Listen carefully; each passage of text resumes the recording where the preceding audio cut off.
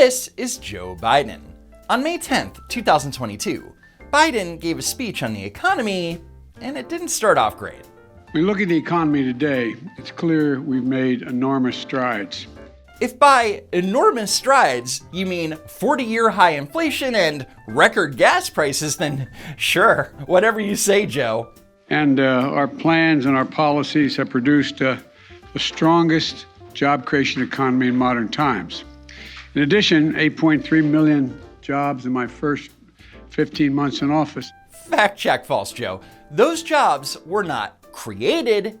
They were recovered jobs that were lost during the pandemic. Let me put it this way. In March 2020, at the beginning of the pandemic, the United States had job losses of 1.5 million. In April, it was a staggering 20.49 million. But in May, there were job gains of 2.64 million, and in June, 4.51 million jobs were added. So tell me, Democrats, does that mean that President Trump holds the record for most jobs created in a single month during any presidency? Of course not, because those jobs were not created, they were recovered. Unemployment rates are down to 3.6%, the fastest decline in unemployment to start a presidential term ever recorded. Again, the main factor for the high unemployment rate was because the country was literally shut down due to the pandemic. But now, nearly 2.5 years later, it's at 3.6%, which I should note is still above the 3.5% unemployment rate pre-pandemic. Plus, the unemployment rate alone never tells the full story. Because if you look at the labor participation rate, you'll see that it's still lower in April 2022 than it was pre-pandemic in February 2020. In other words, there are less people in the job force than there were before the pandemic. And that means employers are having a harder time finding employees to hire. And this desperation has forced companies to pay higher wages, which lead to higher prices, so that companies can afford to pay and retain their employees. I want every American to know that I'm taking inflation very seriously, and it's my top domestic priority. And he's taking it so seriously that he just canceled a high-profile oil and gas lease sale up in Alaska. We've built a strong economy with a strong job market. And I agree with what Chairman Powell said last week, that the number one threat is the strength, and that strength that we built is inflation. So inflation is our strength.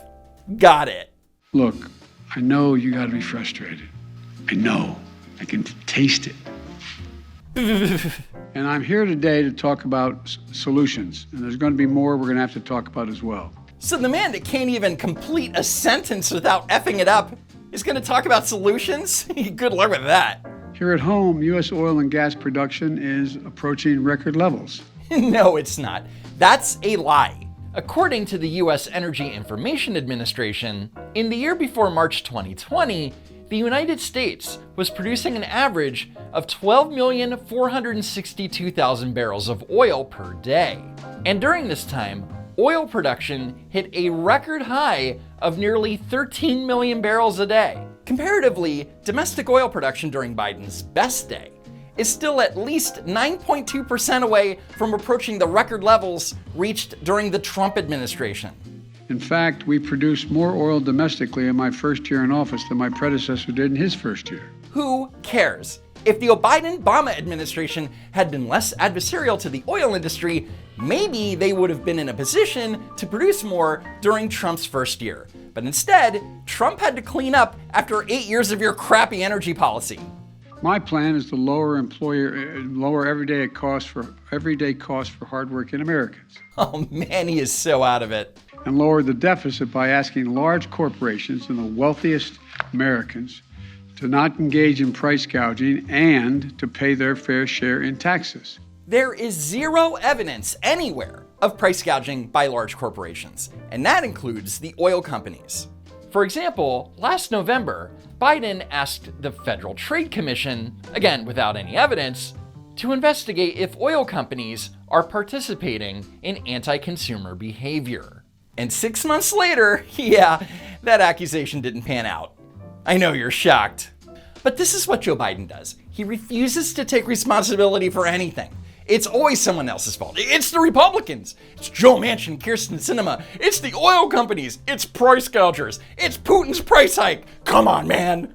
And that's why Biden's approval ratings are in the toilet, because he's a liar who is trying to distract Americans from his own failing policies, and they're not buying it. Next, Biden mentions how in 2020, there were 55 large corporations that made a combined $40 billion in profit and paid zero in federal taxes. This is a stat that he loves mentioning and has used many times in the past. But today, in typical Joe Biden fashion, he messed it up. 55% of the largest corporations paid net zero in federal taxes in 2020 on $40 million profits. That just isn't right. No, it's not right. The figure he completely failed to read properly is from the Institute of Taxation and Economic Policy. According to their analysis, this tax avoidance is not only attributed to the 2017 Trump tax cuts, but also the CARES Act, which was passed almost unanimously by both Republicans and Democrats. Never mind the fact that many of these companies are recording record profit margins, even as they raise prices record amounts. You gotta love when Biden demonizes companies for legally taking advantage of tax breaks that were granted to them by his own party. But whatever. If Biden had his way, those 55 corporations would have faced a minimum 15% corporate tax, which means that $40 billion in profit would have reaped the federal government an additional $6 billion. I would like to point out that in 2021, the federal government spent $6.82 trillion. And Biden's solution is to bitch about those 55 companies not paying taxes as if that extra $6 billion was gonna solve inflation. I mean, we probably would have just sent it to Ukraine anyway. My plan is already in motion. I led the world and other countries to join with us to coordinate the largest release of oil from our stockpiles of all the countries in history. 240 million barrels to boost global supply. Except that plan isn't working. On the day of his speech, the national average price for a gallon of gas hit an all-time record high. Womp womp. To further drive down prices, my administration is allowing the sale of gasoline using homegrown biofuels this summer, which wasn't allowed before. Biden is referring to the announcement that this summer, from June to September, the EPA will allow gasoline containing a 15% ethanol blend to be sold. And somehow, this is going to save Americans money by lowering their vehicles' fuel efficiency by 4 to 5%. Gee, thanks, Joe Obama. I'm working with Congress to pass landmark investments to help build a clean energy future as well. From tax credits for businesses to produce renewable energy, to tax credits for families to make their homes more energy efficient. People are worried about inflation in the here and now and can barely afford gas and food. But Biden's solution is for Americans to pay tens of thousands of dollars to make their homes more energy efficient for tax credits. Right. Let's take drug prices. My plan will let Medicare negotiate prices for prescription drugs, like they do with the Department of with the military, as it relates to what the administration is able to negotiate for prices for military. Biden's brain is so scrambled that he can't recall the name of the Department of Defense. 81 million votes, guys. But yes, TRICARE, along with the VA, do in fact negotiate drug prices. But giving that same power to Medicare, well, Biden is overpromising. The Congressional Budget Office was previously asked if the Secretary of Health and Human Services was given the authority to negotiate drug prices, would it be possible to obtain savings in Medicare? And the CBO concluded that providing broad negotiating power by itself would likely have a negligible effect on federal spending. For clarity, negligible means so small or unimportant as to not be worth considering. And knowing the federal government, it would probably cost more to administrate these negotiations than if we just left it alone. The cap, and I also call for a cap on the price of insulin, which 200,000 American children rely on because they have type 2 diabetes, at $35 a month. Even though there are 37 million Americans that have type 2 diabetes, Biden singles out the 200,000 children afflicted with it. Because heartstrings. And as usual, Biden is being very misleading. Because when you look at what he's referring to, HR 6833, i.e. the Affordable Insulin Now Act, that $35 a month refers to a copay cap. So for clarity, this would not universally cap the price of insulin to $35. If you don't have insurance, $35 insulin won't apply to you. Not to mention that it doesn't apply to all types of insulin or testing strips or needles. In other words, don't fall for it. We'll be right back. Anyway, if you've been keeping track, the only solutions that Biden cited in this oh so important speech about the economy were letting Medicare negotiate drug prices, a price cap on insulin, more ethanol, tax credits for upgrading your home, and taxing corporations. Is your mind at ease yet, America? So while Joe Biden didn't offer any viable solutions, he did, however, warn about those nasty Republicans and even coined a new phrase. Senator Rick Scott, Wisconsin, a member of the Senate Republican leadership, laid it all out in a plan. It's the ultra MAGA agenda. Have Democrats learned nothing from the basket of deplorables incident? The ultra MAGA plan put forward by congressional Republicans to raise taxes on working families.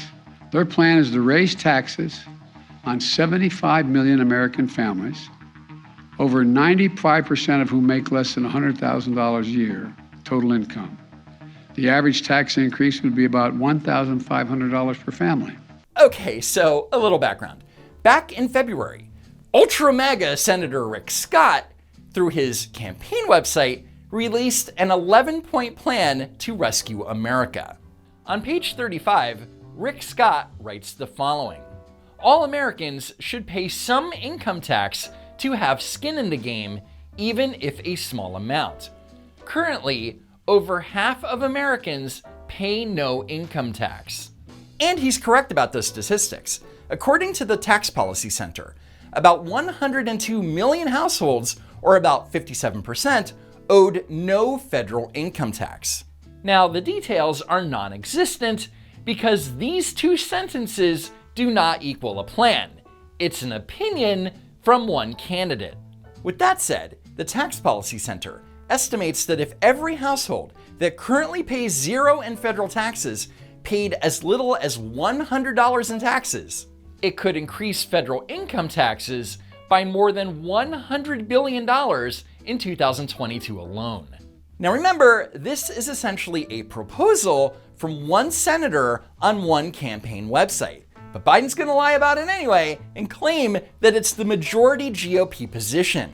Now, if I hadn't seen it in writing, I think somebody's making this up. I can't believe that the majority of the Republicans buy onto Scott's plan. But that's a plan in writing, and he's in the leadership. So Biden is claiming that the majority of Republicans support Scott's plan. But actually, Republican leadership has publicly rebuked it.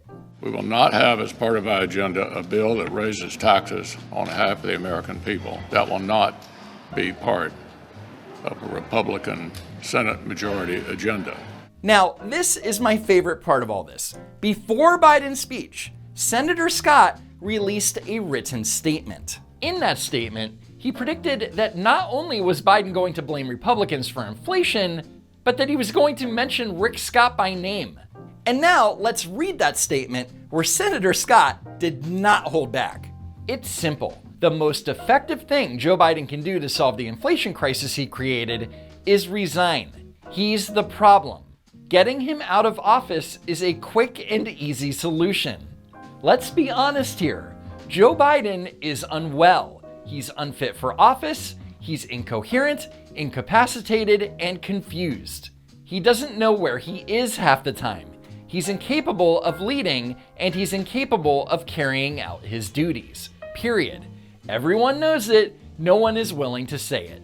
but we have to for the sake of the country. Joe Biden can't do the job. And this is the best part. Ed O'Keefe from CBS News actually asked Biden for a response to Senator Scott's statement, and here's how it went. You called out Rick Scott a little while ago in your remarks. Earlier today, anticipating your remarks, he said, and I'm just quoting here, that the best thing, most effective thing Joe Biden can do to solve the inflation crisis he created is resign. He's the problem. Resign, that's a good idea. If only, right? Anyway, that's it for now. Be sure to hit that like button, check out these videos that you probably missed, and be sure that you're still subscribed to the channel. As always, I hope to see you next time. If there is next time.